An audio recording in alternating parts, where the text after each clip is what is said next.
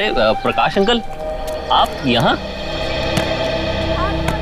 Uncle नमस्ते। नमस्ते uncle.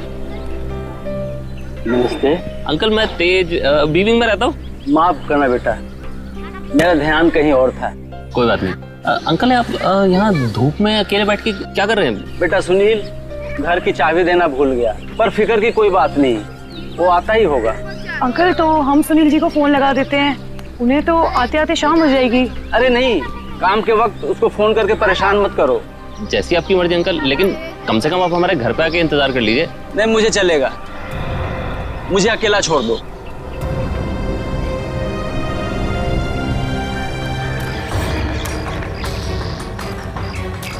एक बात बताइए जी, आप सब लोग यहाँ पर खाना खाने बैठे थे है ना, तभी ये हाथ खाने में गिरा? जी सर। ऐसा डरावना हाथ तो हमने पहले कभी देखा ही नहीं। और सर हम तो एकदम से डर गए थे।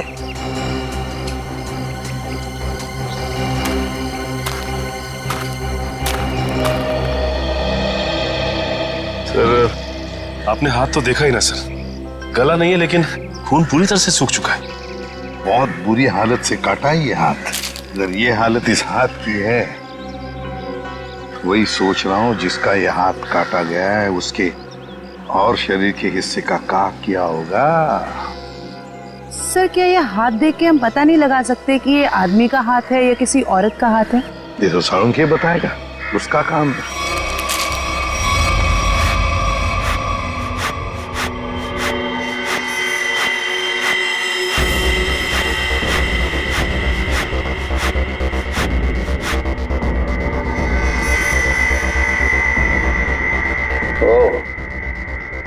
इन मुजरिमों के हौसले भी दिन ब दिन बुलंद होते जा रहे हैं। ओए, अकेले में क्या बातें कर रहा है? मुझसे बात कर।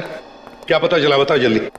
बस जिस किसी का भी हाथ है उसका डीएनए मरने वाले की कहानी पुकार पुकार कर बता रहा है। ऐसी क्या कहानी बता रहा है सर? सचिन, जिस किसी का ये हाथ है उसकी उम्र 40 से 45 साल की है। तो बॉस, इसके साथ जो कुछ हुआ है उसे सोच करके भी रोंगटे खड़े हो जाते हैं। रोंगटे खड़े हो जाते? क्यों सालूं के साहब? इसके हाथ में से खून का एक एक कतरा निचोड़ निचोड़ के निकाला गया है। क्या कह रहे हैं सर आप?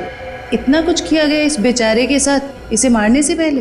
हाँ, और ये सुइयां, ये तारें, ये सब इस हाथ के प्रेशर को, वॉल्यूम को और डेंसिटी को बता रहे हैं।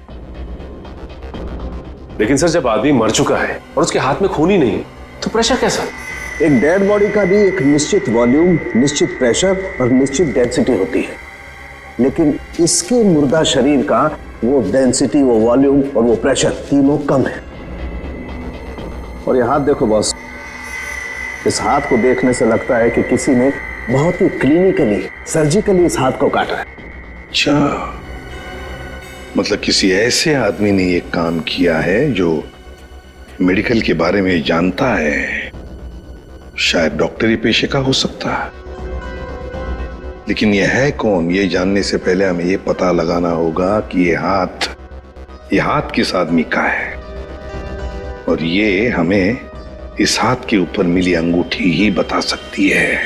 लेकिन सर उस अंगूठी को तो जंग लग गया था ना? हाँ, अंगूठी को जंग लग गया था।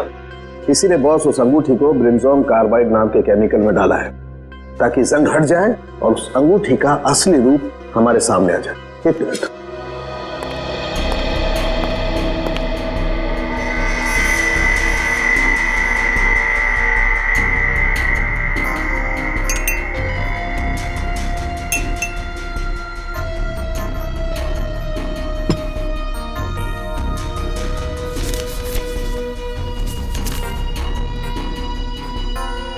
ये देखो बॉस, ये अंगूठी एकदम साफ।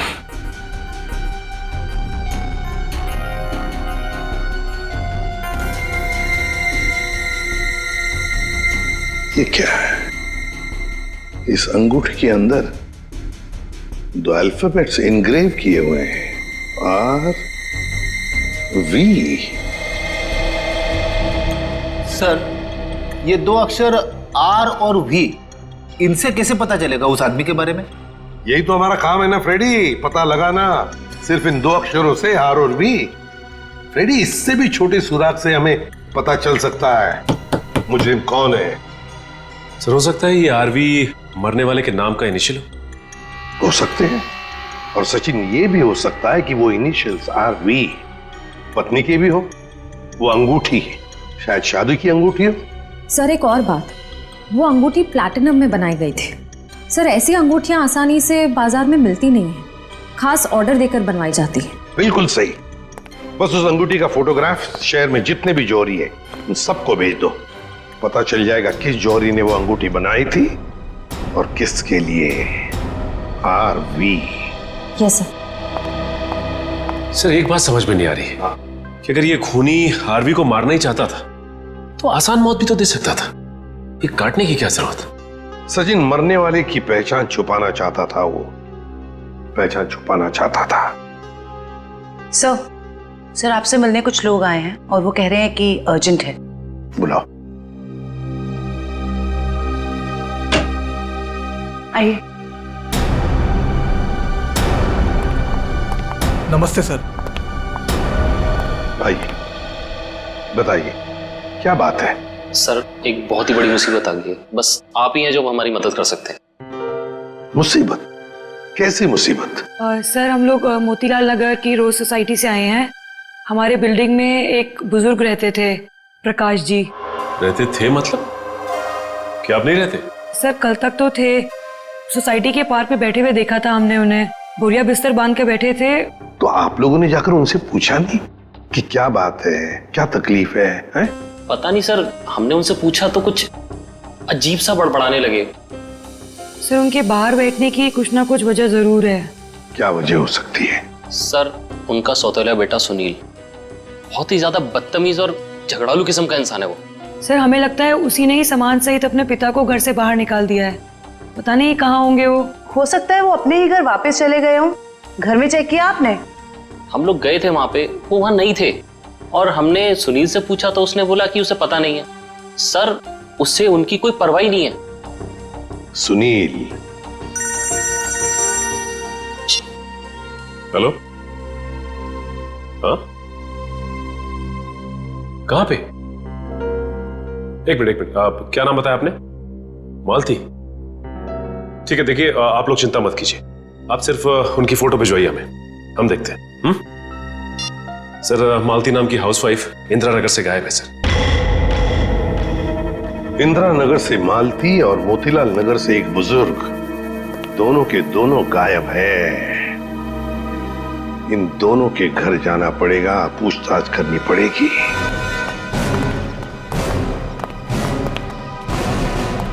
सर हमने मिस्टर सुनील का घर अच्छे से चेक किया। प्रकाश जी नहीं है वहाँ पे और ना ही कोई ऐसा सुराग मिला है जिससे प्रकाश जी के बारे में कुछ पता चल सके।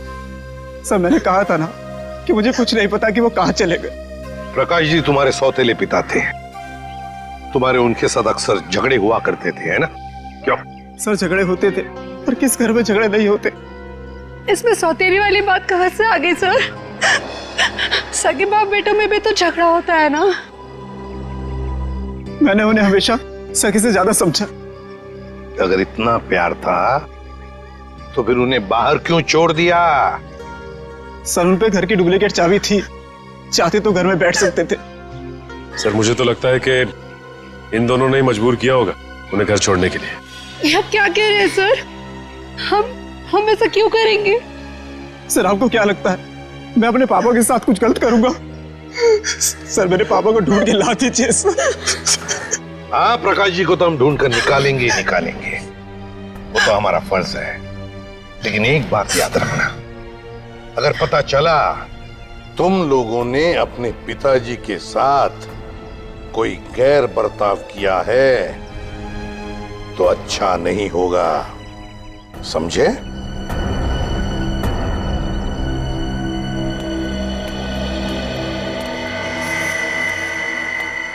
सर ये वो लेटर है जो मालती छोड़ के गई थी। जरा बच्चों को अंदर लेके जाओ।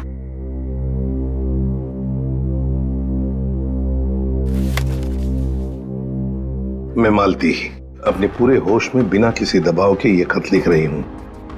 मैं अपनी रोजमर्रा की आम जिंदगी से इस घर गृहस्थी से तंग आ गई हूं और अपनी मर्जी से छोड़ के जा रही हूं।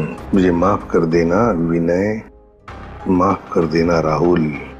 कुछ दिन आप सबको बहुत तकलीफ होगी मेरे बिना, मगर फिर आदत पड़ जाएगी।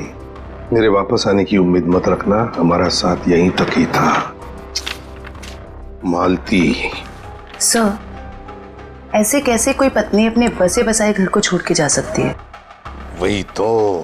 वो मैं कल बच्चे को स्कूल छोड़ने गई थी ना, तब वो मुझे वहां मिली थी, तो मुझे उसका बर्ताव कुछ अजीब सा लगा। कुछ अजीब सा लगा मतलब? कैसा लगा आपको? मतलब वो बच्चे के सामने रो रही थी सर। हमेशा अपना और पापा का ख्याल रखना। आप कहीं जा रहे हो क्या? मैं भी चलूंगा आपके साथ। नहीं बेटा, मैं कहीं नहीं जा रही। और रोते रोते उसने बच्चे को वैन में बैठाया और वो सब्जी लाने के लिए चली गई, और जाते जाते उसने अपना मोबाइल फोन भी तोड़ दिया। ये तो बड़ी अजीब बात है। कैसे गई वो वहां से? वो ऑटो से गई सर। और कहाँ गई कुछ पता चला? मेरा मतलब है क्या सुना आपने? नहीं, मैं सुन नहीं पाई सर। चलो ठीक है, thank you very much. Sachin, Motilal Nagar और इंदिरा नगर के जितने भी रिक्शा वाले हैं उन सबको प्रकाश जी और मालती के फोटोग्राफ्स दिखाओ। एक्सक्यूज मी भाई साहब, इस आदमी को आपने यहाँ कहीं देखा क्या? नहीं सर, इनको कभी नहीं देखा। अरे अब ध्यान से देख के बताइए, हो सकता है कभी आपकी टैक्सी में बैठे हो। टैक्सी में तो दिन भर में बहुत लोग बैठते हैं साहब, हर किसी का चेहरा याद रखना मुश्किल रहता है। शुक्रिया।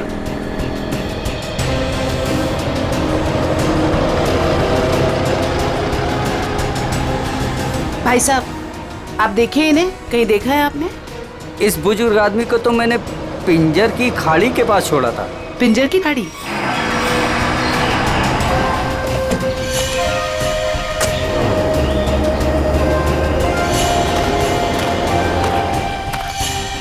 साहब, ये औरत कल पक्का मेरे साथ मेरे ही ऑटो में गई थी। अरे मैडम, यहाँ इस सुनसान जगह पे कहाँ रुकवा दिया ऑटो? आगे सारा जंगल ही जंगल है। और साहब एक और बात बताऊं, वो औरत ना मुझे बड़ी अजीब सी लग रही थी साहब। पूरे रास्ते रोती हुई गई और मोटी डोंगरी की गुफा के पास इसने मेरी ऑटो रुकवाई और उतर के चली गई। मैंने कहा भी कि मैडम अपने बाकी के पैसे तो लेते जाइए, लेकिन उसने पीछे मुड़कर देखा ही नहीं, बस जंगलों की तरफ बढ़ती चली गई साहब। ठीक है भाई। जी सर। अरे जयवंती जरा देखो, देखो जरा ये टैब में, मोटी डूंगी की गुफा और पिंजर की खाड़ी। सर, ये दोनों इलाके तो कुलवाड़ी के जंगलों के आसपास हैं। काफी सुनसान इलाका लग रहा है सर।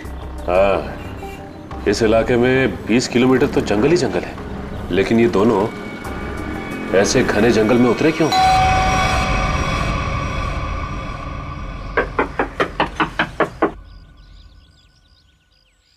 बड़ी अजीब बात है। रिंग पे आरवी गुदा है और नाम हितेन कुमार। हो सकता है इस घर के किसी और सदस्य के नाम के इनिशियल्स हों ये, क्योंकि उस जौहरी को पूरा यकीन था कि इस रिंग का ऑर्डर इसी घर में से किसी ने दिया है। जी कहिए।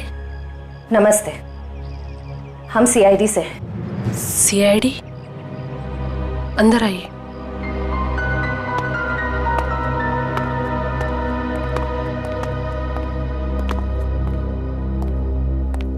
जी, हितेन ठीक तो है ना? कहाँ है वो? आप उन्हें साथ नहीं लेके आए?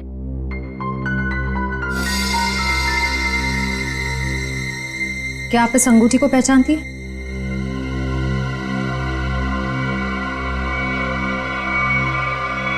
संभालिए अपने आप को। मैम, ये लीजिए।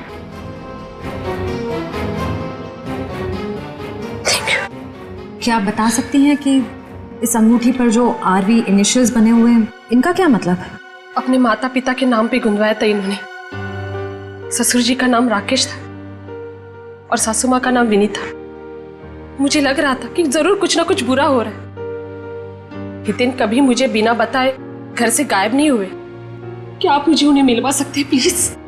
मैम, दरअसल हमें उनका कटा हुआ हाथ। बस कुछ मत बताइए, मैं और कुछ सुन नहीं सकती।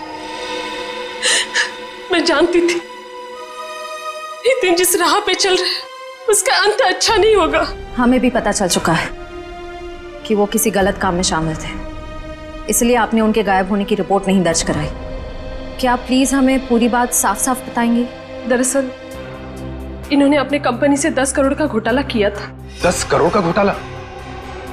इन्होंने वो पैसे कहीं और काम पर लगाए। पैसे तो डूब गए, लेकिन जब कंपनी ने उनके पास पैसे की डिमांड की तो उनके पास पैसे देने के लिए एक फूटी कौड़ी भी नहीं थी। फिर क्या, कंपनी ने इनके ऊपर केस कर दिया। हमारा घर नीलाम होने के कगार पर आ गया। मुझे लगा शायद इसलिए 3 दिन पहले घर से गायब हो चुके हैं। और इसलिए आपने उनके गायब होने की रिपोर्ट दर्ज नहीं कराई? नहीं, दरअसल अचानक मुझे इनके कंपनी से कॉल आया, किसी ने कंपनी की रकम चुकता कर ली है। मैं खुश हो गई कि शायद ही आप वापस आएंगे। एक मिनट, वो 10 करोड़ रुपए जो हितेन ने कंपनी से चुराए थे वो किसी और ने चुकते किए? किसने? पता नहीं, किसी ने इनके कंपनी के अकाउंट में वो रकम डलवा दी थी और एक चिट्ठी छोड़ी कि ये रकम वही है जो हितेन ने उनके कंपनी से ली थी। बड़ी अजीब बात है मैम, कोई और हितेन के पैसे क्यों चुकाएगा, वो भी 10 करोड़? इसके पीछे जरूर कोई गहरा राज है। मैम, आपके रिश्तेदारों ने या दोस्तों ने हितेन को ढूंढने की कोशिश नहीं की? कोशिश की न, हितेन की गाड़ी भी मिली गुलवाड़ी जंगल के पास,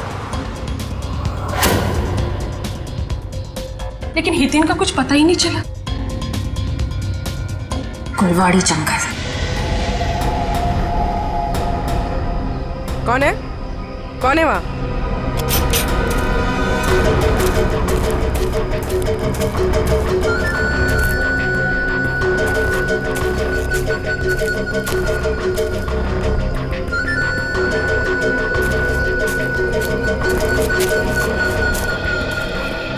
क्या हुआ?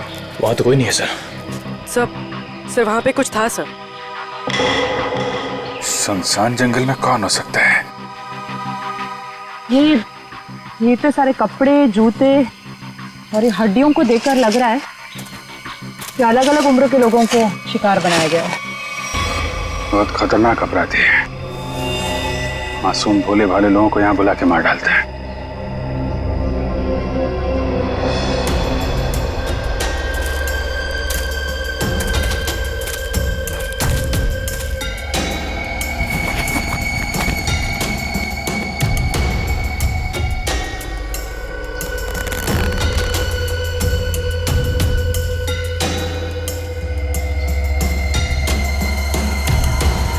प्रकाश जी कब आ गई?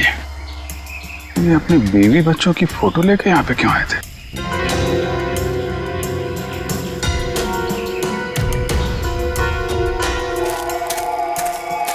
ए रुको! क्या हुआ? सर वहां पर कुछ अजीब सा था सर। गाड़ी क्या हुआ सर? सर जंगल में कोई आया है? तुम लोग देखो जरा जाके।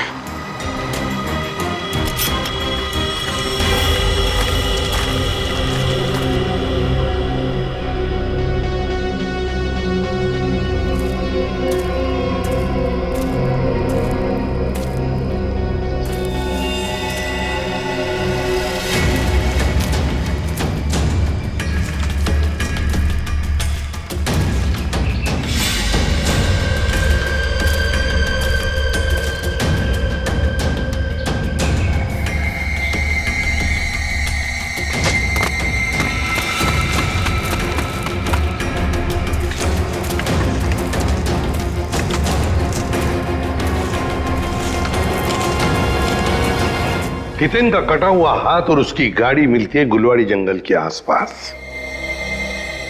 समझ में नहीं आ रहा है, पता नहीं क्यों सचे मुझे ऐसे लग रहा है कि हितेन का केस, मालती का केस और प्रकाश जी का केस, इन तीनों केसेस का आपस में कोई ना कोई संबंध है, कोई ना कोई संबंध है। सर प्रकाश जी और मालती के बारे में कुछ और पता चला है। क्या? सर ठीक हितेन की तरह ही प्रकाश जी और मालती दोनों कर्जे में थे। प्रकाश जी के बेटे को 5 लाख रुपए देने थे और मालती जी का घर गिरवी रखा था। सर दोनों के गायब होते ही इन दोनों का कर्जा किसी ने चुका दिया। हितेन भी कर्जे में था, मालती भी कर्जे में थी, प्रकाश जी भी कर्जे में थे। तीनों के तीनों गायब होते, तीनों के तीनों आखिरी बार दिखाई पड़ते हैं गुलवाड़ी जंगल के आसपास। काम करते हैं उस लाइन पर, गुलवाड़ी जंगल के लाइन पर जितने भी ऑटो रिक्शा वाले और टैक्सी वाले धंधा करते हैं, सबको यहां लेकर आते हैं। सब हम लोगों को क्यों बुलाया? इसलिए बुलाया है कि हमें तुम लोगों की मदद चाहिए। हम क्या मदद कर सकते हैं साहब आपकी? देखो, खैर गांव से गुलवाड़ी के जंगल के रास्ते पर तुम लोग अपनी अपनी गाड़ियां चलाते हो, है ना? साहब टैक्सी तो पूरे शहर में घूमती है। हाँ, लेकिन सारी टैक्सियां गुलवाड़ी भी नहीं जाती। सिर्फ वही गुलवाड़ी जाती है जो खैर गांव से होकर जाती है। हाँ साहब, गुलवाड़ी पर आकर तो रास्ता ही खत्म हो जाता है, उसके बाद तो घना जंगल आता है साहब। बस तो उसी जंगल के बारे में हम लोग जानना चाहते हैं। वैसे वो रास्ता बहुत सुनसान है ना? हाँ साहब। तो फिर ऐसे सुनसान रास्ते पर ज्यादा लोग तो जाते नहीं होंगे, गिने चुने ही लोग जाते होंगे, है ना? हाँ साहब, बिल्कुल। तो एक बात बताओ, पिछले 2-3 महीनों में क्या तुम लोग किसी पैसेंजर्स को उस रास्ते पर लेके गए थे? याद करो। हाँ साहब, मुझे याद है साहब। मैंने पिछले 3 महीनों में उस रास्ते पर 2 अलग अलग लोगों को छोड़ा है। मैंने भी एक सवारी को छोड़ा था साहब पिछले महीने। साहब पिछले महीने मैंने भी एक सवारी छोड़ी थी, वो एक आदमी था। तो क्या उन लोगों के चेहरे याद आ रहे तुमको? सब चेहरा तो नहीं याद, पर उसकी बातें जरूर याद है। बहुत परेशान था वो, किसी से फोन पे कह रहा था कि मैं आ रहा हूँ, कुछ परेशानी तो नहीं होगी ना? साहब मुझे याद आया, मालती जी के अलावा मैंने एक लड़की को भी छोड़ा था और वो लड़की पूरे रास्ते रोती रही। साहब मुझे तो लगता है कि वो लड़की घर छोड़कर भाग कर आई थी। हाँ साहब, और गुलवाड़ी के रास्ते पर उतर गई वो। मैंने अपने सवारी से बोला था यहाँ पर ऑटो और टैक्सी नहीं मिलेगा साहब, पर उसने कोई जवाब ही नहीं दिया। सर ये तो बिल्कुल प्रकाश और मालती के केसेस जैसा है। हाँ श्रेया, ये तीनों के तीनों केसेस एक जैसे ही हैं और जरूर और भी ऐसे केसेस होंगे। लेकिन हितेन, प्रकाश और मालती, इन तीनों के जिसने भी कर्जा चुकाया है उसी ने इन तीनों को गायब भी किया है। समझ में नहीं आ रहा है ये सब करने के पीछे एक होने का मकसद क्या है? मकसद तो पता नहीं अभिजीत, लेकिन इतना जरूर कह सकती हूँ कि ये एक हॉट ब्लडेड मर्डर है। सोचा समझा किया गया अपराध जो किसी पढ़े लिखे आदमी ने किया है। पढ़े लिखे आदमी? ये देखो, इस खोपड़ी को किसी केमिकल में डुबो कर रखा गया था। केमिकल में? यहाँ जंगल में कोई लैब खोल के रखी है क्या उसने? हो सकता है। एक मिनट।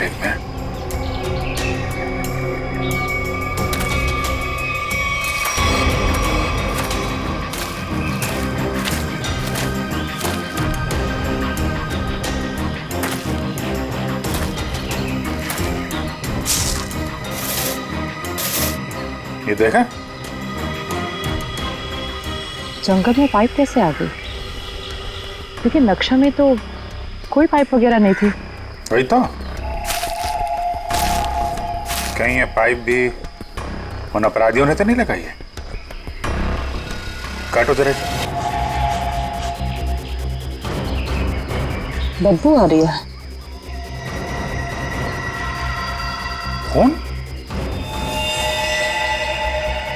पाइप में खून है। लोगों को मार के, उनकी लाशों को काट के इस पाइप में से खून भेजा जा रहा है। इसे एक आदमी का काम नहीं है, ये पूरा का पूरा गिरोह है। ये पाइप हमें उन तक पहुंचाएगा। सर मैंने मिसिंग पर्संस ब्यूरो से पता लगा है।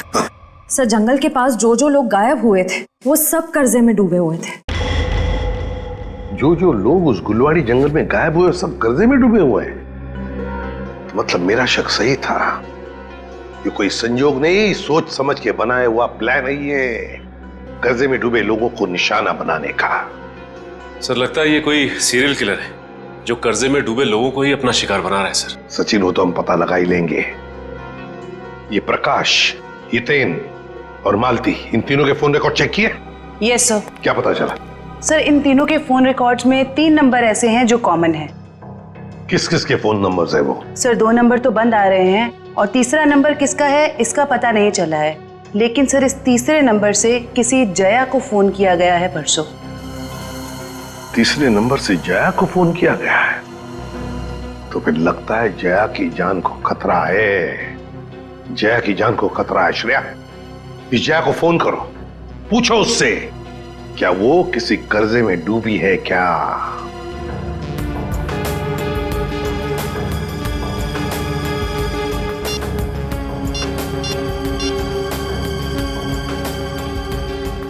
जया, निखिल ये देखो टायर के निशान। टायर के निशान? अगर टायर के निशान यहाँ है तो गाड़ी भी कहीं आसपास होनी चाहिए।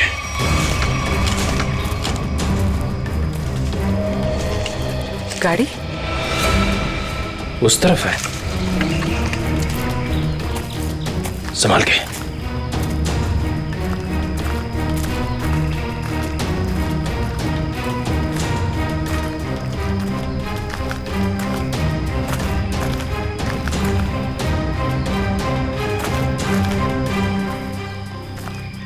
यहाँ तो आसपास कोई नहीं है।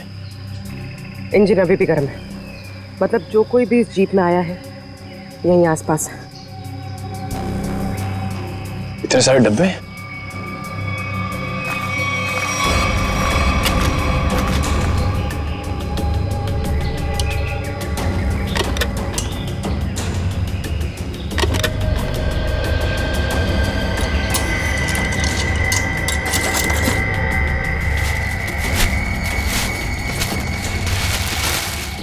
ये तो अस्पताल का सामान है, यहाँ इस जंगल के बीच क्या कर रहा है? वही तो।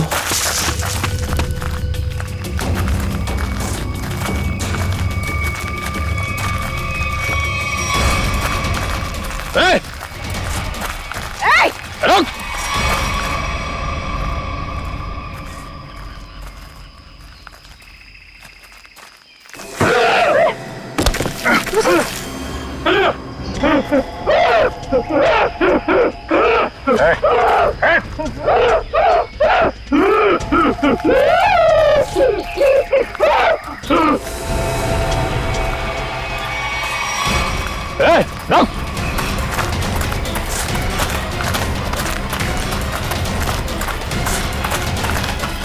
देखो क्या क्या है, क्या बात है?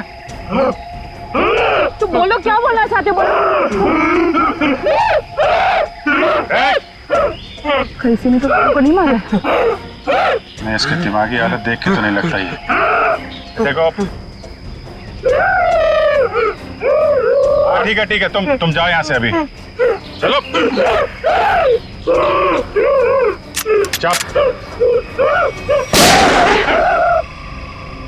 तुमने गोली क्यों मारी? वो बेचारा डर के भाग गया। वापस आके इसको बचा लेंगे। पहले प्रकाश और मालती को बचाना जरूरी है, कहीं उनकी भी ऐसी हालत ना हो जाए।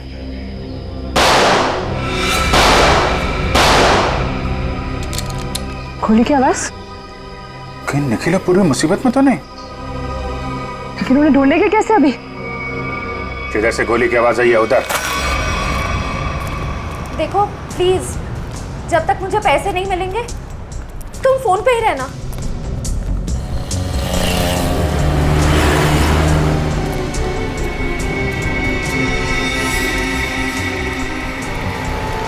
हाँ, मुझे दुकान दिख गई, मैं आ रही। नहीं, तुम फोन मत रखना प्लीज प्लीज, मैं पहुंच गई।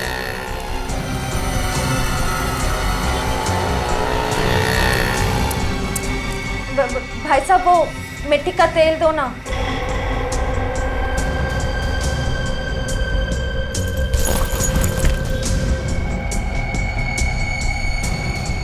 मैं सीआईडी ऑफिसर हूँ।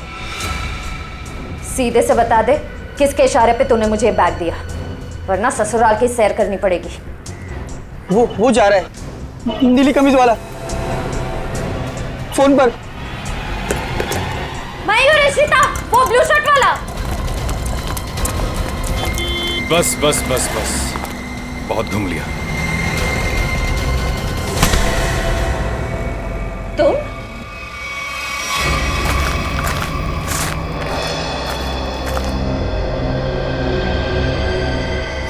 घसीटने का निशान।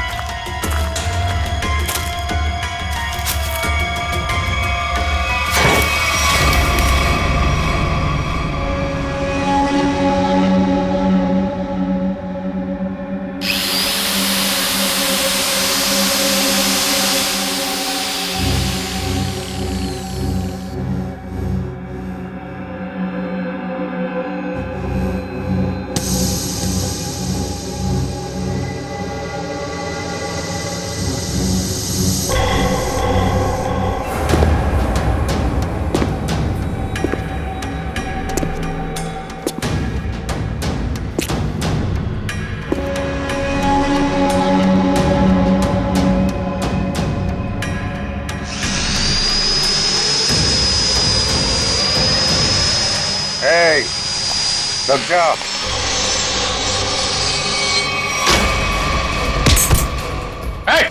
रुक जाओ, नहीं तो इसकी खोपड़ी उड़ा दूंगा।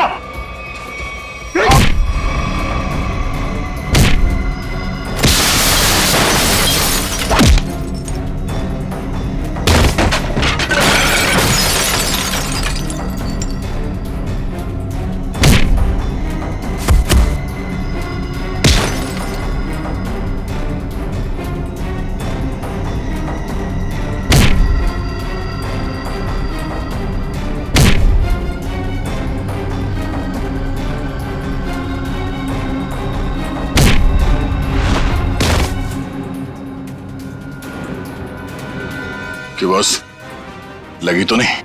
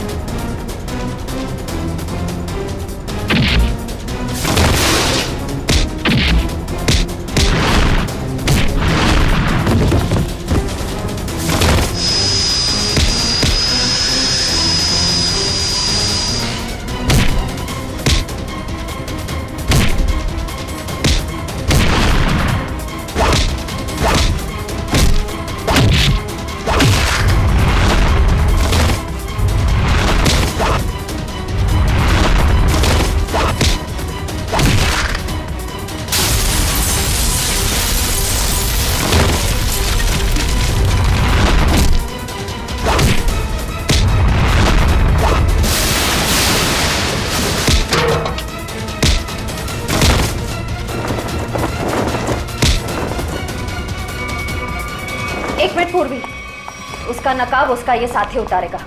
उतार उसका मास्क। सर, ये वो लेटर है जो मालती छोड़ के गई थी।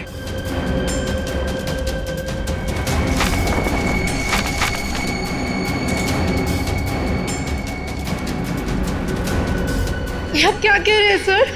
हम ऐसा क्यों करेंगे? पैसों की लालच में तुम इतनी गिर गई, तुमने इंसानियत को शर्मसार कर दिया। यहाँ तक कि अपने पिता समान ससुर तक को नहीं छोड़ा तुमने।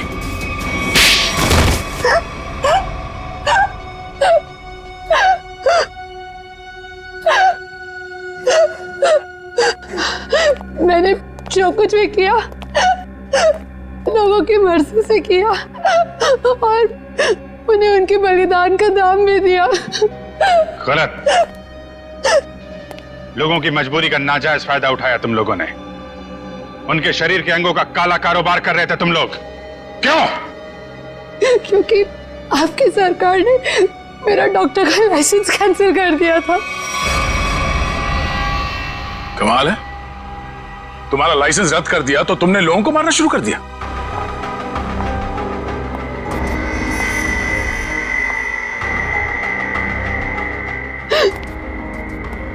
तुम्हारे आड़े टेढ़े एक्सपेरिमेंट ने यह हाल कर दिया लोगों का। शर्म आनी चाहिए तुम दोनों को। इतना नीचे गिर गए कि अपने घर वालों को तक नहीं छोड़ा तुम लोगों ने। क्या करते सर, विदेशी ग्रुप से पैसा ले चुके थे हम, और जो अंग उन्हें चाहिए थे वो हमारे पास नहीं थे, इसलिए सोचा घर वाले ही सही। बड़े बड़े मुजरिम देखे हमने, मगर तुम लोगों जैसे घटिया सोच वाले लोग आज तक नहीं देखा। बीमार हो तुम लोग, इस समाज में रहने लायक नहीं हो। किस्मत अच्छी हुई तो जिंदगी भर जेल में सड़ोगे, वरना आसार तो यही है कि अदालत फांसी देगी तुम्हें। ले जाओ इन्हें। चल।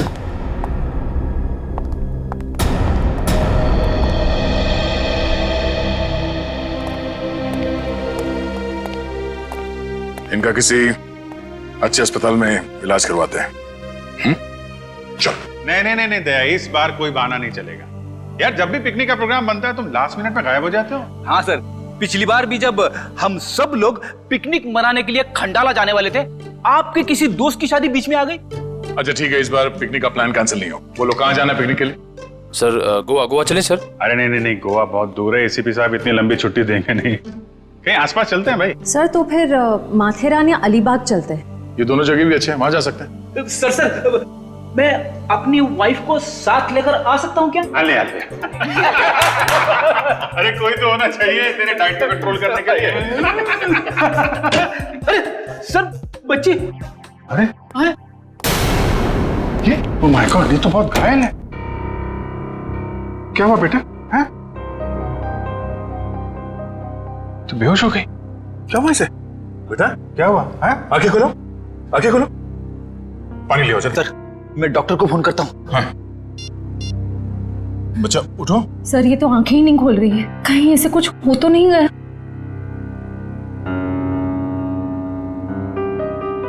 उठ जाओ बेटा, ये नब्ज ठीक चल रही है।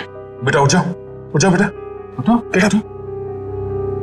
बेटा आपके कपड़ों में ये खून कहाँ से आया? क्या हुआ आपको? सर मैं देखती हूँ।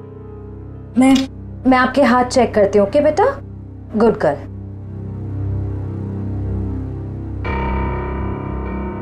सर ये खून किसी और का है। इसके दोनों हाथों पर कोई चोट का निशान नहीं। बेटा ये खून आपके कपड़ों पे, ये आपके हाथों पे कहां से आया? हाँ, लगता है बच्ची काफी सदमे में है, इसीलिए कुछ बोल नहीं पा रही है।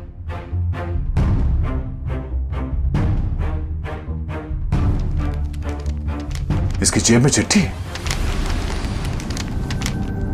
भगवान के लिए मेरी बेटी को बचा लीजिए, इसकी जान खतरे में। ये मासूम बच्चे की जिंदगी कौन लेना चाहता है? एक काम करते हैं, आपको हम इन सब से इंट्रोड्यूस करते हैं, आपके नए दोस्तों से। ये अभिजीत अंकल है। और बेटा मैं हूं तुम्हारा फ्रेडी अंकल। मालूम है जब मुझे छुट्टी मिलती है ना, तो मैं आप जैसे नन्हे मुन्ने दोस्तों के साथ बहुत क्रिकेट खेलता हूँ। पर सर मुझे लगता है इस प्यारी सी बच्ची को क्रिकेट नहीं पसंद। ये अपनी श्रेया दीदी के साथ गुड़िया गुड़िया खेलेगी। खेलोगे ना? इससे लगता है इसे आप लोगों के साथ दोस्ती करने में दिलचस्पी नहीं, यानी कल्याणी मेरे साथ दोस्ती करेगी, है ना? ले।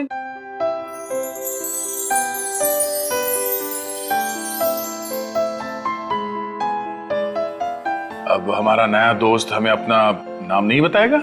ईशी। ईशी, वाह, तो बहुत प्यारा नाम है। आपका नाम? बेटा मेरा नाम दया है। बेटा ये बताइए कि आप यहाँ कैसे पहुंचे? पापा ने छोड़ा। पापा? आपके पापा को चोट लगी हुई है क्या? उनको बहुत खून बह रहा है। बेटा आपकी मम्मी वो कहाँ है? ऊपर आसमान में तारा बन के है। आपका घर कहाँ है बेटा? पापा और मैं होटल में रहते हैं। अच्छा, आपका ये होटल कहाँ है जहाँ पे आप और आपके पापा रहते हैं? बहुत बड़ी एक होटल है, उसमें 3 स्विमिंग पूल्स हैं। ओहो, लगता है आपको स्विमिंग पूल बहुत पसंद है। अरे वाह, लेटर देख के लगता है इनके पापा को शायद घर में खतरा था, इसलिए होटल में रुके हुए थे। पर अगर इसके पापा यहाँ तक आए थे तो अंदर क्यों नहीं आए? हाँ सर, और होटल में चेक इन करने से पहले उन्होंने हमारी मदद क्यों नहीं मांगी?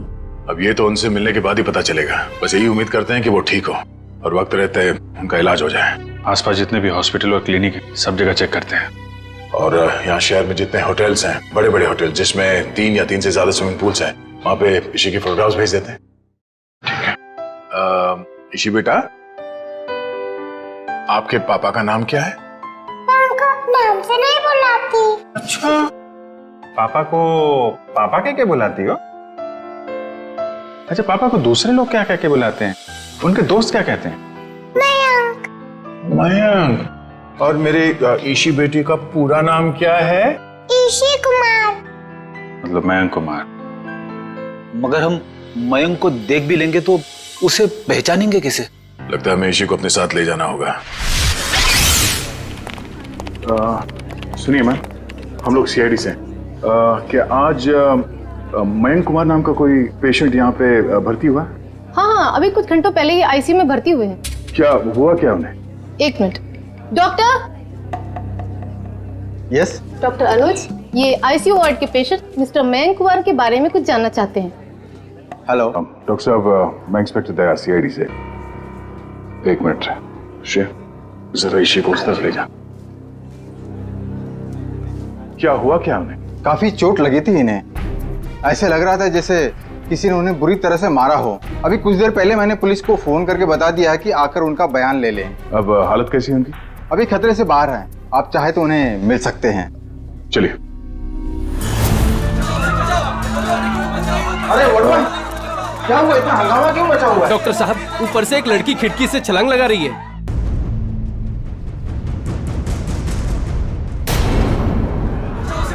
तुम ईशी के साथ क्यों बैठना?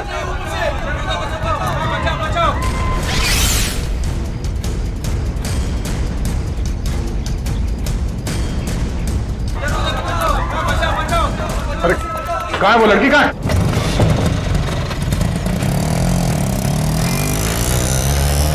सर, ये लड़की तो हाथ से निकल गई। पर ये यहाँ करने क्या आई थी?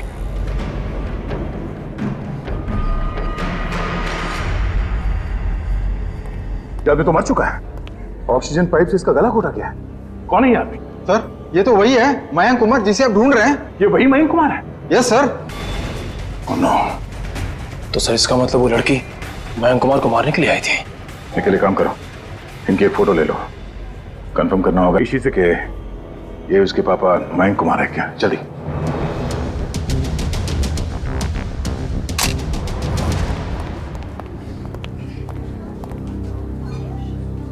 दया अंकल, आप उदास क्यों लग रहे हो? नहीं बेटा, ऐसी कोई बात नहीं है। निखिल। ईशी बेटा, ये फोटो देखो। क्या यही आपके पापा हैं? हाँ, ये तो मेरे पापा ही हैं। ये तो सो रहे हैं। हाँ बेटा, सो रहे हैं। इनको जगा दीजिए। निखिल, ईशी को बाहर ले जाओ। जाओ बेटा।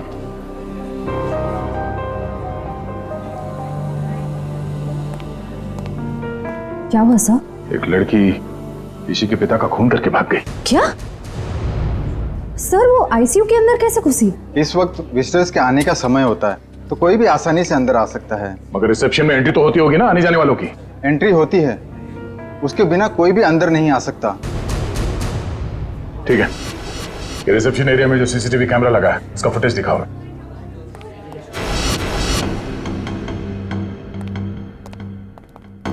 रिसेप्शन एरिया का विजिटिंग आवर्स का फुटेज दिखाओ। Yes sir.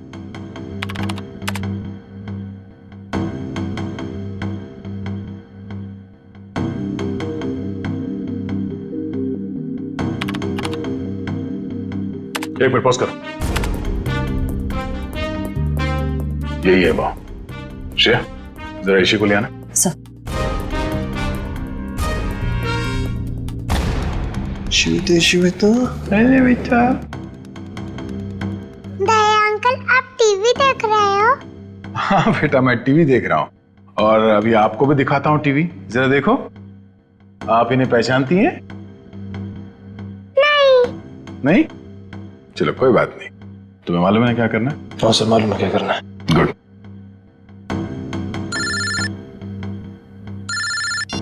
हाँ पंकज। ओके ओके ठीक है, थैंक यू। क्या हुआ? सर ईशू और उसके पापा मयंक कंफर्ट पैलेस नाम की होटल में ठहरे थे और सर उस होटल से निकलने से पहले मयंक को एक फोन कॉल आया। पंकज उस फोन कॉल के बारे में पता कर रहा है।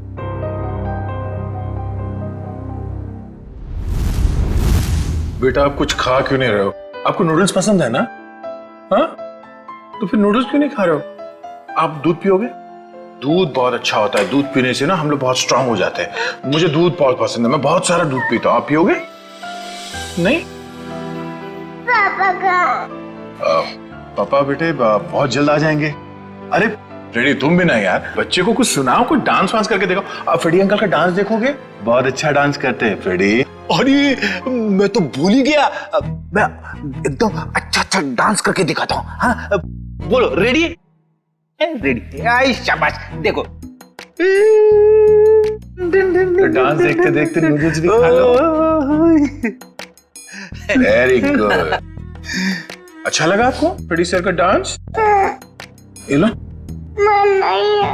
क्यों बेटा, मन क्यों नहीं है? मन नहीं है। आपको ठीक नहीं लगा? अरे आपको तो बुखार है। क्या हुआ? ईशी को बुखार है? हाँ बुखार है इसको। मैं अभी डॉक्टर को फोन करता हूँ। हेलो डॉक्टर प्रकाश, आप थोड़ी देर के लिए ब्यूरो आ सकते हैं क्या? नहीं एक्चुअली हमारी एक छोटी सी प्यारी सी गुड़िया है, उसको थोड़ा फीवर आ गया है। अरे तो बहुत अच्छा है। ठीक है वेट करता हूँ। Please thank you. तो यहीं आसपास ही घूम रहे हैं, 5 मिनट में आ जाएंगे। नहीं लगवाओ। ठीक है बेटा, घबराओ मत। दवाई भी नहीं पीऊंगी। अरे रोते नहीं बेटा, रोते नहीं। देखो बेटा, दवाई तो खानी पड़ेगी। अब दवाई खाओगी तो फट से अच्छी हो जाओगी। हैं? सर। हाँ सर मैंने मयंक कुमार के बारे में पता किया। वो पूना में रहते थे, बिजनेसमैन थे। ओह, पूना से आया था? खूनी पूना से मुंबई तक उसका पीछा करते आ गया। इस खूनी से बचते बचते मुंबई आया ताकि बेटी को बचा सके। लेकिन जब तक वो खूनी लड़की खुला घूम रही है ना, ईशी की जान को खतरा है। अगर उसने ईशी की तरफ नजर उठा के भी देखा ना, जान से मार दूंगा मैं उसे। अरे doctor Prakash. Abhijit ji, how are you? I am good, thank you very much आपके आने के लिए। अच्छा, ये हमारी नई मरीज। देखिए जरा। क्या हुआ बेटा आपको? बुखार है इसे। देखिए तो आपका हाथ देखो तो, 1 मिनट बेटा, क्या हुआ आपको?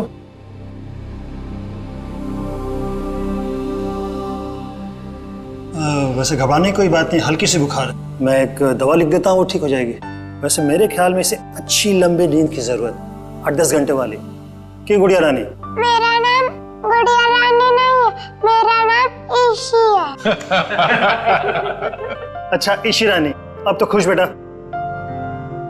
डॉक्टर साहब, आप मुझे वो दवाई का नाम बता दीजिए, मैं लेके आ जाता। जरूर जरूर। और अपनी फीस भी बता दीजिएगा प्लीज। क्यों शर्मिंदा करते हो यार, कभी फुर्सत है मुझे डिनर में बुलवा लेना। अच्छा ठीक है, आइए, थैंक यू। देखा, नो इंजेक्शन नो दवाई।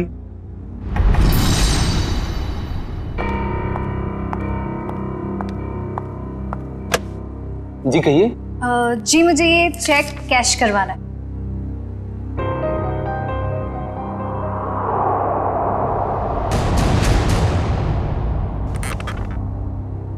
मुझे 2 मिनट दीजिए, मैं अभी आया। ओके। आप बैठिए ना प्लीज। श्योर।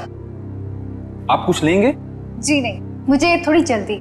बस आप मुझे 2 मिनट दीजिए, मैं अभी आया। प्लीज थोड़ा जल्दी।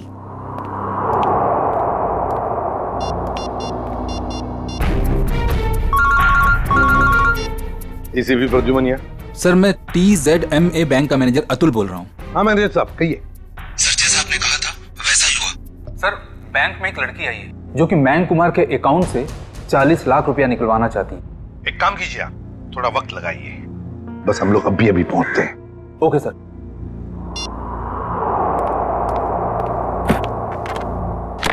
लीजिए मैडम, पूरे 40 लाख। आप चाहे तो गिन सकते हैं। जी नहीं, उसकी कोई जरूरत नहीं। मुझे पता है कि आपका बैंक आपके ग्राहकों के साथ कभी चीटिंग नहीं करता। वो तो है। Thank you. वेलकम।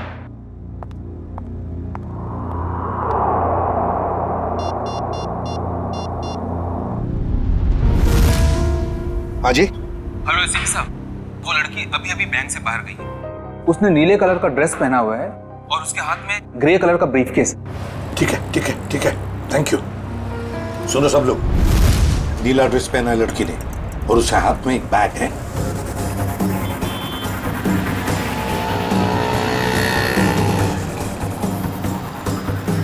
सर, आगे वो लड़की सर।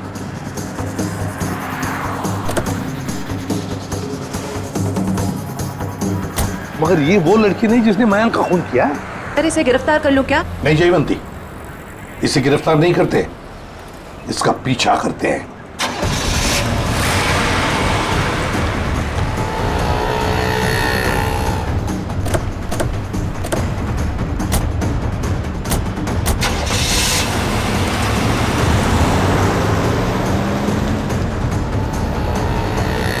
सर जब हम इसे गिरफ्तार कर सकते थे फिर हम इसका पीछा क्यों कर रहे हैं? जयवंती, इसलिए हम पीछा कर रहे हैं क्योंकि हम देखना चाहते हैं वो जो 40 लाख रुपए उसने मयंक के अकाउंट में से जो निकाले हैं ना, वो पैसे लेकर कहां जा रही है, किससे मिलने जा रही है, क्या करने वाली है, इसलिए।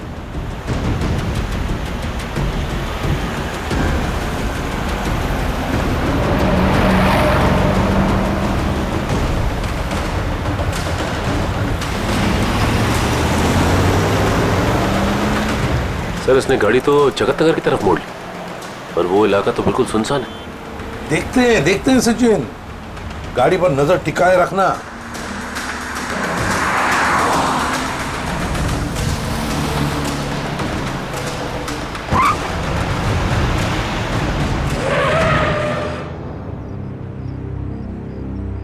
ये यहाँ क्यों रुक गई है? गाड़ी का पेट्रोल खत्म हो गया होगा। ये जरूर अपने साथी का इंतजार कर रही है। हाँ सर, उसी साथी का इस लड़की ने मयंक को मारा। शायद।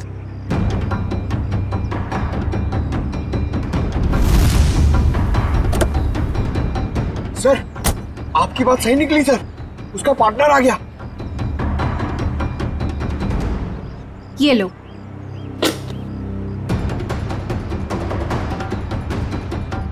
इन दोनों में तो आपस में तू मैं हो रही।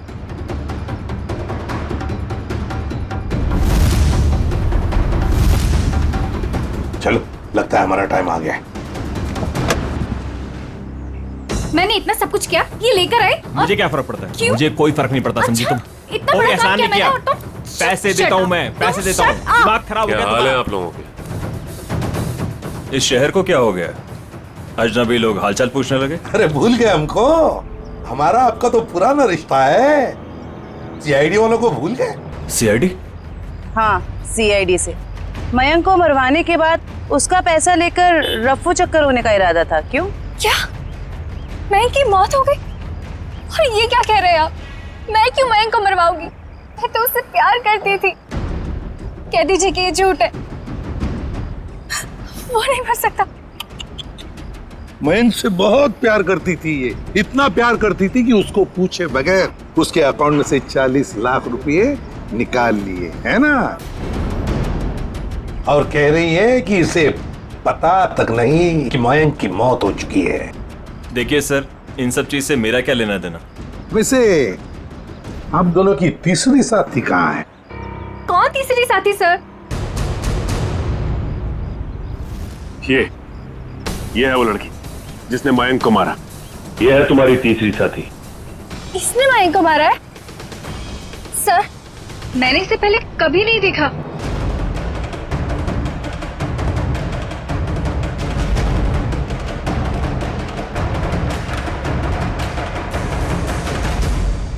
कभी नहीं मिली हो?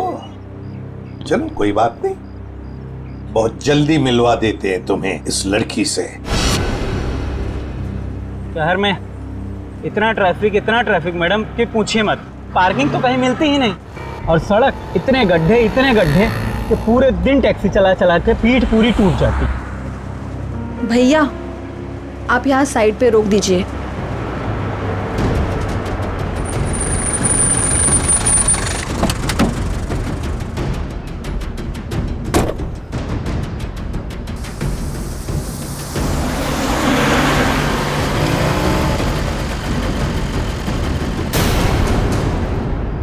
अरे ये तो वही लड़की है। सीआईडी ढूंढ रही इसे, कुछ तो गड़बड़ है।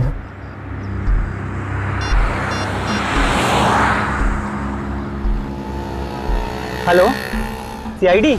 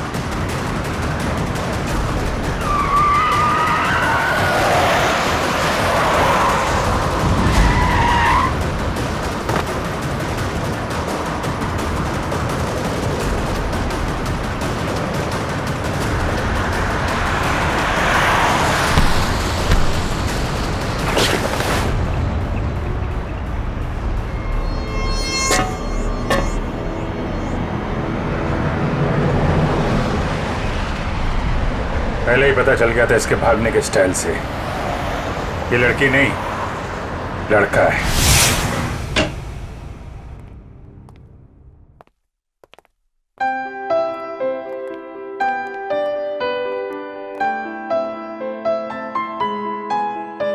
पूना आंटी, क्या हुआ आपको?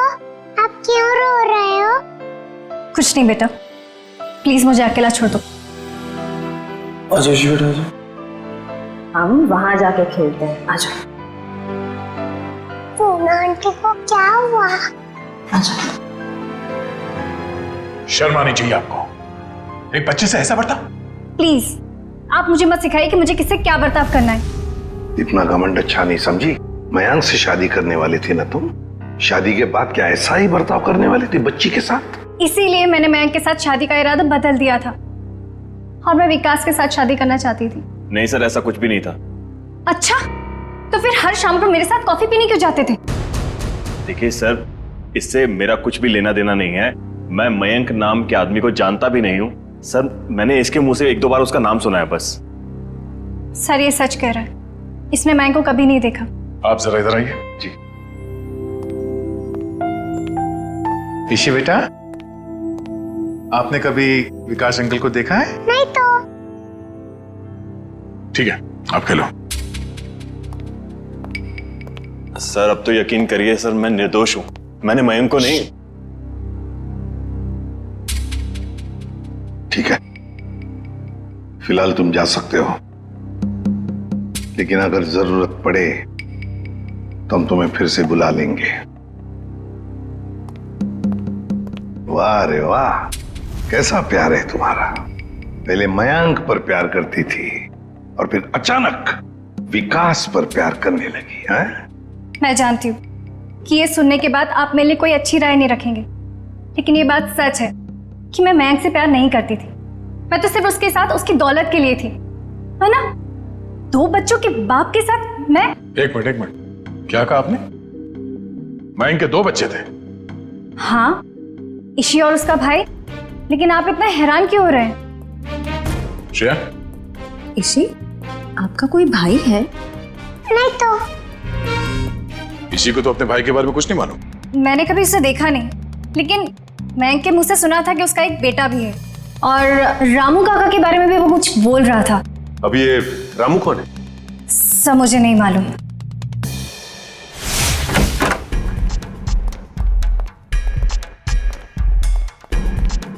सचिन, जयवंती, देखो जरा घर में अच्छी तरह से देखो, एक एक कोना छान मारो।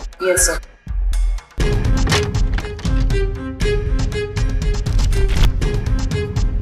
सर। हाँ सर, ये मयंक की नेबर्स हैं। आइए आइए आइए। जरा बताइए, मयंक जी यहाँ इस घर में कितने सालों से रह रहे थे? यही सर कोई 10 से 11 सालों से। वैसे मयंक जी का पहले तलाक हुआ था ना? हाँ सर, इस बात को तो 9 साल हो गए। फिर ममता यानी कि उनकी पहली पत्नी कनाडा शिफ्ट हो गई, तब से उनकी कोई खबर ही नहीं है। उनको कोई बेटा वगैरह था? नहीं सर, उनकी तो एक ही बेटी थी, ईशी।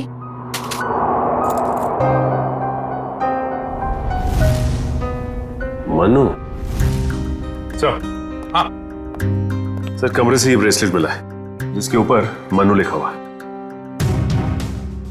मनु?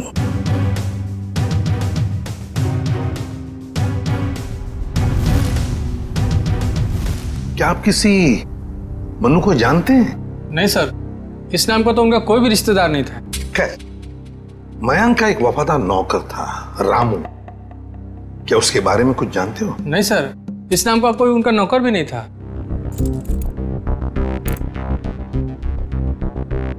ऐसे कैसे हो सकता है?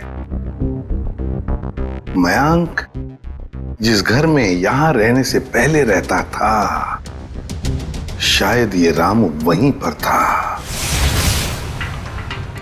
सर, मयंक के पुराने पड़ोसी बता रहे थे कि रामू काका अंबावाड़ी के इसी चौल में रहते थे। देखते हैं सचिन, इस रामू काका के बारे में कुछ न कुछ तो पता चल ही जाएगा।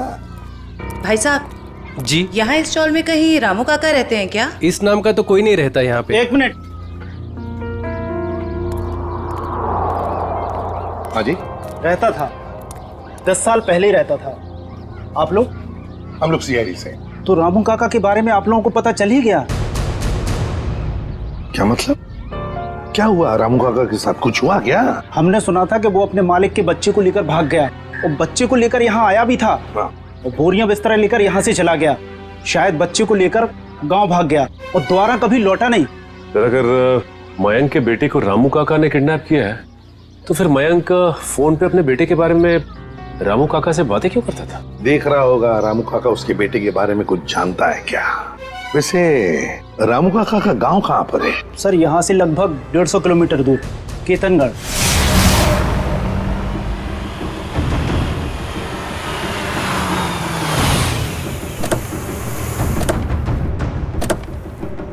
सर, एक बात समझ में नहीं आ रही, मयंक ने मनु के गायब या अगवा होने की कोई रिपोर्ट क्यों नहीं लिखवाई?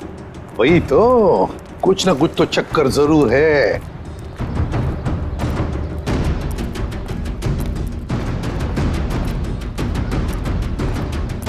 एक्सक्यूज मी भाई साहब। जी सर। अरे भाई साहब, ये रामू काका कहाँ रहते हैं, कुछ मालूम है आपको? सर, वो रहे रामू काका। अच्छा, थैंक यू।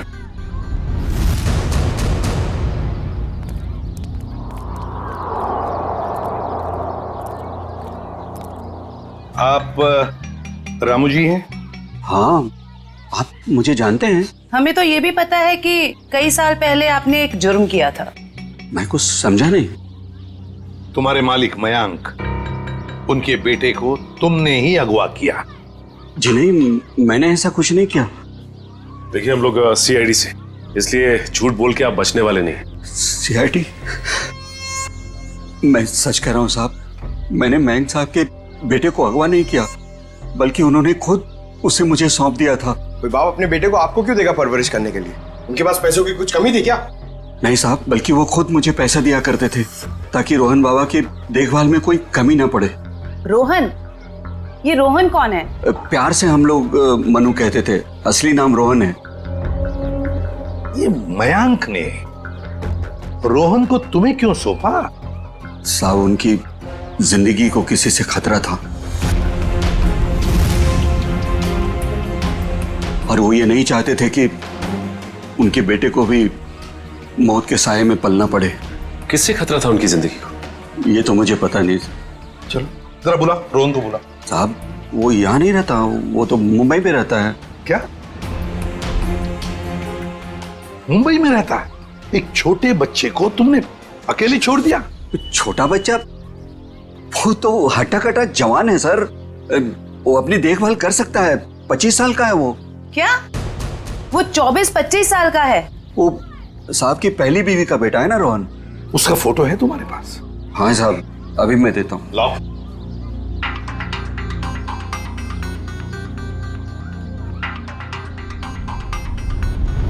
क्या?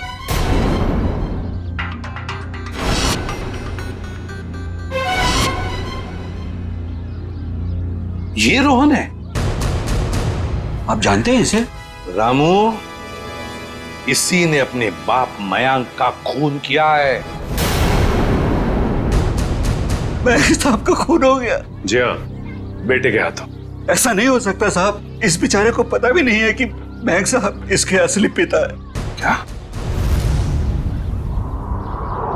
मुझे उसे शहर भेजना ही नहीं चाहिए था। एक काम करो, अपना सामान बांधिए और चलिए हमारे साथ, शहर चलते हैं, जल्दी। सर अगर इस मयंक को रोहन ने मारा है तो क्या ईशी की जान के पीछे भी रोहन ही पड़ा है? सचिन, चाहे जो कुछ भी हो, मगर ईशी को एक खरोंच तक आनी नहीं चाहिए, एक खरोंच तक।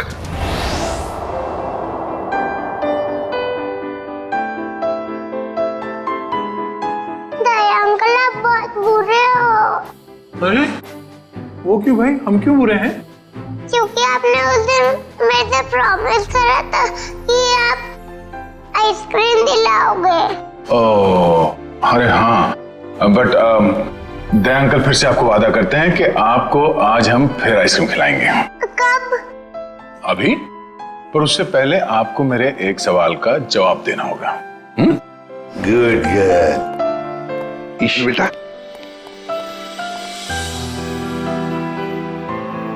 इसे जानते हो?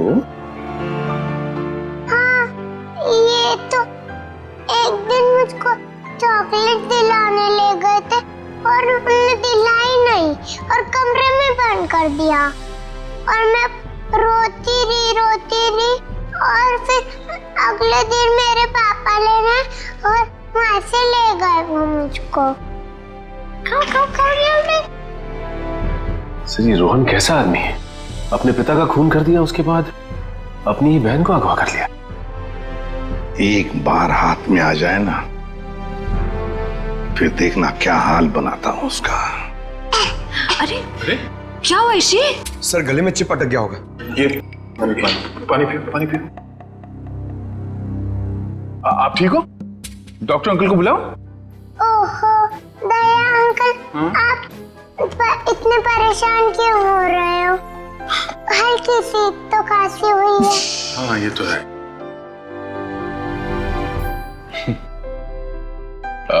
चलो आज हम ईशी को अभी आइसक्रीम खिलाने ले चलते हैं। पंकज, बच्ची को बाहर ले जाओ, आइसक्रीम खिलाने। आ जाओ बेटा। क्यों नहीं? क्यों? अरे बेटा, आज दया अंकल को कुछ जरूरी काम है। ओके, तो आज पंकज अंकल आपको लेके जाएंगे आइसक्रीम खिलाने। आ जाओ। ये गई मेरी रानी आइसक्रीम खाने पंकज अंकल के साथ। चलो आइसक्रीम। सर जब तक ये रोहन पकड़ा नहीं जाता मैं चैन से बैठ नहीं सकता।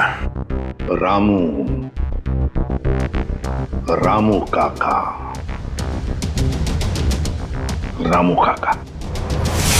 भाई रामू साहब, मुझे यहाँ क्यों बुलाया गया? कुछ काम से बुलाया तुम्हें। मैं ठहरा साहब जी, छोटा आदमी, मैं भला आपके क्या काम आ सकता हूँ? आ सकते हो, बहुत काम आ सकते हो। रोहन को फोन करो और उसे मिलने बुलाओ। एक बार ये रोहन हाथ लग जाए, ऐसा सबक सिखाऊंगा कि जिंदगी भर याद रखेगा। ए रुक, हाथ लगाए। ए रुक, भागता कहाँ है? भागता कहाँ है? तेरे बहुत नाटक हो गए, भाग के जाएगा कहाँ? गोली चलने की आवाज, गोली चलने की आवाज कहां से? अरे किसने मार दी गोली? मर गया क्या? हाँ। ये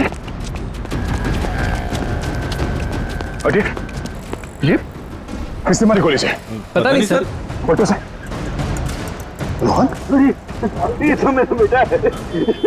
रोहन आंखें खोलो बेटा, आंखें खोलो। क्या हो गया इसको? हमें आपसे हड्डी वालों को मदद नहीं करनी चाहिए थी। देखिए घबराइए नहीं, कुछ नहीं होगा इसे। लेकिन गाड़ी लेके आओ जल्दी। उठाओ उठाओ सर। Ice cream, wow. इसी कौन सा आइसक्रीम खाओगे बताओ जल्दी। पिंक वाला, ग्रीन वाला, येलो वाला, कौन सी वाली? Red, pink, green. ग्रीन वाली खानी है आपको? हरी। अरे वाह, वेरी गुड। हरी वाली आइसक्रीम बोलो अंकल को एक। ओके अंकल, एक हरी वाली आइसक्रीम देना।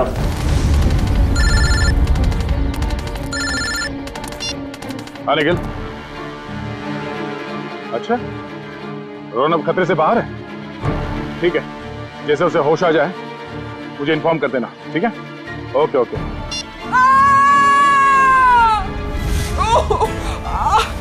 बेटा आप एक काम करना, आप इधर रुको, अंकल आइसक्रीम दे रहे हैं, मैं वो आंटी की हेल्प करके आता हूँ। हाँ इधर ही रुकना। अरे उठिए। अरे कैसे गिर गई? मत पूछो बेटा, किसी ने मुझे धक्का दे दिया, शायद वो बदमाश था। कहाँ था? बताइए मुझे, कौन था वो?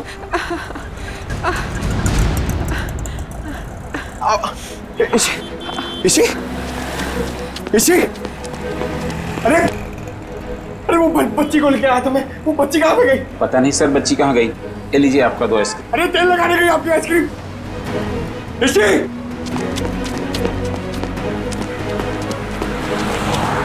इसी अरे सर। हाँ पंकज, बोलो क्या हुआ? क्या? मगर कैसे? पंकज तुम इतने गैर जिम्मेदार कैसे हो सकते हो? हाँ? मुझे तुमसे ये उम्मीद नहीं। अभी फोन रखो। अभी unknown number. Hello. Hi hello में वक्त बर्बाद मत करो। कौन? ईशी की जान को खतरा है, उसकी सांसें रुक भी सकती है। अबे सुन, ईशी को अगर कुछ हुआ ना तो अपना जिंदा होने पर बहुत पछताएगा तू, समझा? धमकी नहीं दया, मैं हूँ, मैं इधर, मैं। कौन हो तुम और चाहते क्या हो? रोहन चाहता हूँ और ईशी को ले जाओ। Hello hello hello.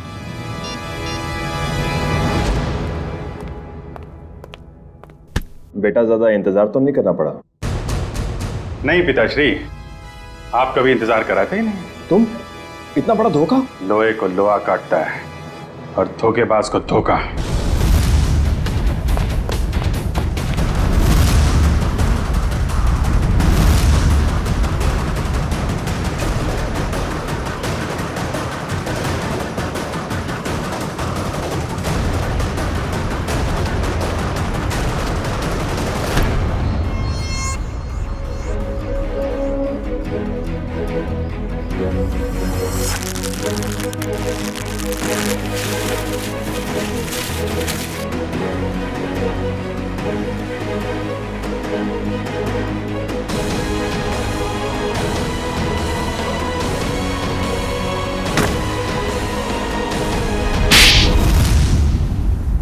मयंक ने मेरे परिवार की जान ली थी, मैं उससे बदला लेना चाहता था।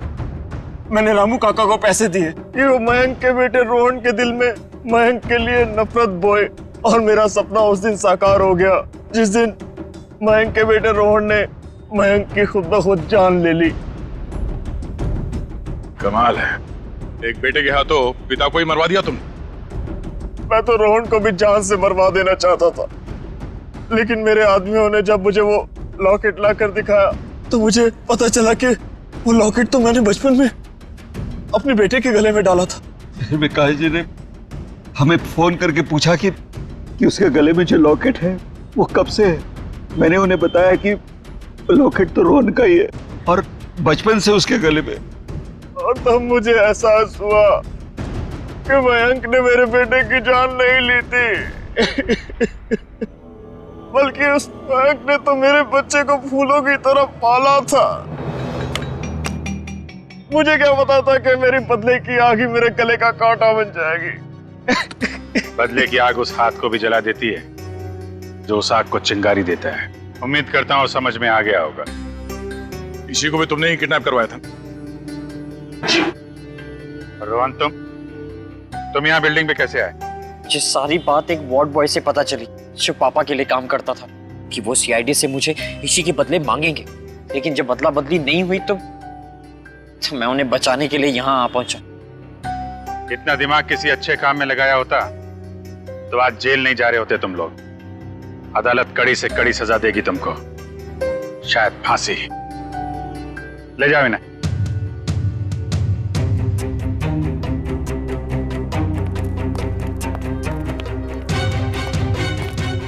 इस तरह के और भी एपिसोड देखने के लिए हमारे चैनल को सब्सक्राइब करें और बेल आइकन दबाना ना भूलें।